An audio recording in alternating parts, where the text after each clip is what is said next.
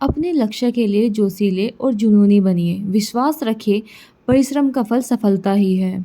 तो देखिए, hard work तो हम कर ही रहे हैं और हम इसको दिन पर दिन इंक्रीज़ भी करते जा रहे हैं।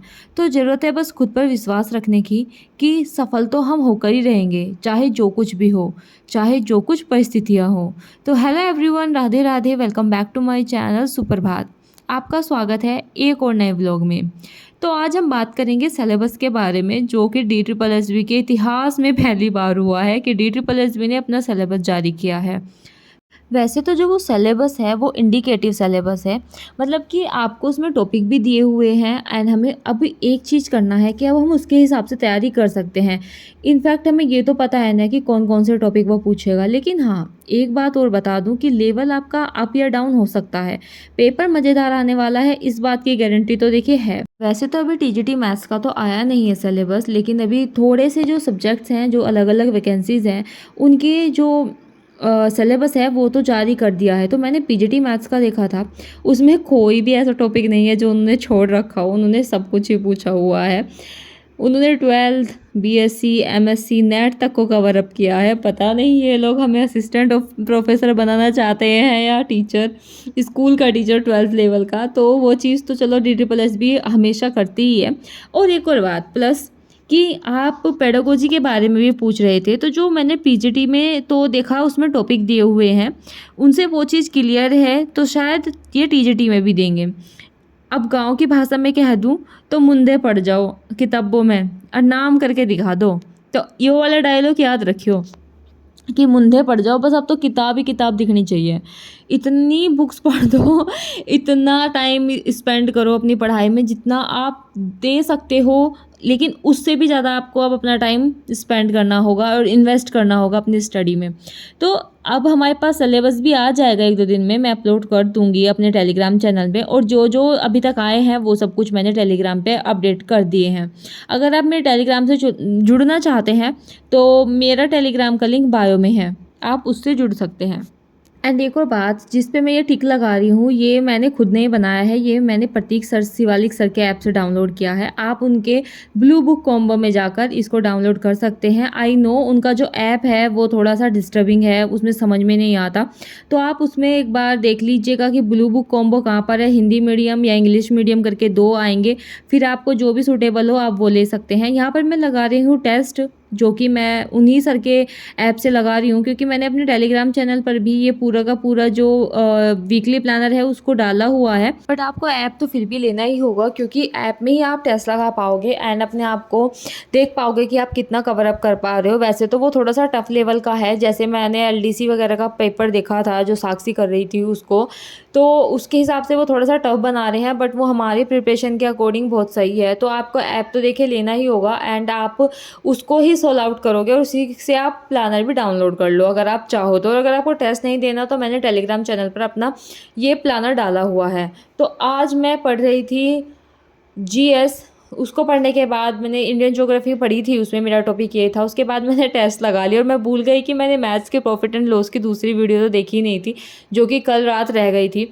उसके बाद मैंने वो वीडियो भी ली और फिर मैंने देखा कि मेरा वीक 9 भी ऑलमोस्ट ख़त्म है और वीक 9 का मैंने टेस्ट लगा लिया। तो आज के नंबर मैं नहीं बता पाऊँगी क्योंकि मैंने पूरा का पूरा टेस्ट नहीं लगाया था। और दूसरी बात, उसमें जो सर ने टेस्ट दिया हुआ है वो PRT के अकॉर्डिंग दिया हुआ है, तो मैं बस 100 नंबर का टेस्ट लगाती हूँ। तो जितने भी मैं नंबर आपको बताती हूँ वो मैं 100 नंबर में से ही बताती हूँ, पार्ट 1 का ही मैं टेस्ट देती हूँ। इस वजह से मेरी रैंक वगैरह भी थोड़ी डाउन जाती है, क्योंकि वो 200 नंबर का टेस्ट है, तो वो चीज़ हमें काउंट डाउन करके ही चलनी है। दूसरी बात ये है कि अगर आप मतलब टेस्ट सीरीज़ भी ज्वाइन कर रहे हो तो वो मैं सजेस्ट करूँगी आप टेक्स्ट बुक से करना, क्योंकि टेक्स्ट बुक बहुत सही ऐप है मेरे हिसाब से एंड अच्छा खासा आपको एनालाइज करके देगा और सब कुछ उसमें डिटेल्ड में एनालिसिस होता है, तो आप टेक्स्ट बुक ले सकते हैं। दूसरा, मैंने अभी तक टेस्ट फुल मॉक टेस्ट नहीं दिया है क्योंकि अभी तक मेरा सिलेबस ख़त्म नहीं हुआ है। तो जब मेरा सिलेबस पार्ट 2 का ख़त्म हो जाएगा तो मैं टेस्ट लगाने स्टार्ट कर दूँगी एंड मैं अपने नंबर ज़रूर बताऊँगी, चाहे वो कम आए चाहे वो ज़्यादा आए। तो मैं यहाँ पर पढ़ रही थी अपनी मैथ्स की क्लास, उसके बाद में मैंने सोचा कि मैं क्वेश्चन टैग ले लेती हूँ। एंड सीरियसली अब जो आगे टॉपिक आ रहे हैं ना इंग्लिश के, वो इतने ईज़ी आ रहे हैं एंड मुझे मज़ा आ रहा है पढ़ने में, क्योंकि मुझे थोड़े-थोड़े टॉपिक क्लियर हो गए हैं। वैसे तो मुझे बहुत सारी चीज़ें रिवाइज़ करनी होगी, इनफैक्ट पूरा इंग्लिश दोबारा से रिवाइज़ करना होगा। बट क्या है ना, मतलब मुझसे थोड़े बहुत क्वेश्चन हो जा रहे हैं एंड वो भी इतिहास में पहली बार ही हो रहा है कि मुझसे इंग्लिश के क्वेश्चन थोड़े बहुत सोल्व हो जा रहे हैं एंड मैं उसको समझ पा रही हूँ। क्योंकि जब हमारा कुछ ड्रीम बन जाता है ना कि हमें ये चीज़ चाहिए, तो हम उसके लिए क्या कुछ नहीं करते, चाहे कोई इंसान हो या फिर कोई हमारी फेवरेट जॉब हो जिसके लिए हम इतना तड़प रहे हैं लेने के लिए। आज तक मैंने कभी सोचा नहीं था कि मैंने सीजीएल की तैयारी भी इस वजह से नहीं करी थी कि मुझे इंग्लिश नहीं पढ़ी जाएगी। लेकिन जब अब पता चला कि DSSS भी इंग्लिश पूछ रहा है एंड इसमें पढ़नी ही पड़ेगी, तो फिर कोई और चारा है नहीं हमारे पास। तो इस वजह से मैं इंग्लिश को भी पढ़ रही थी।